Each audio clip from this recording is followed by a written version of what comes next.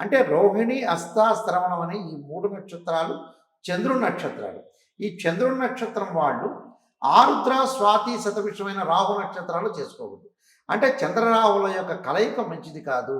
ఇక్కడ నేను చెప్పినట్టుగా వేద నక్షత్రాల్లో చేసుకోకూడదు. నేను చెప్పినట్టుగా ఇందాక చంద్ర నక్షత్రాలు, రాహు నక్షత్రాల వల్ల ఏంటంటే పరస్పరం కూడా చంద్రుడిని ఏమంటారంటే చంద్రారిష్టేతు సంప్రాప్తే చంద్ర పూజాంచకారే చంద్రధ్యానం ప్రోక్ష మనోపీఠోపశాంతి అంటారు. రాహు వచ్చేటప్పటికల్లా మానసికంగా స్టవ్ను తెచ్చుకునే గ్రహం రాహు. అంటే ఇద్దరి మధ్యలో కూడా సమవుజ్జి కాకుండా మనోవేదన కలిగే నక్షత్రాలు ఇవి.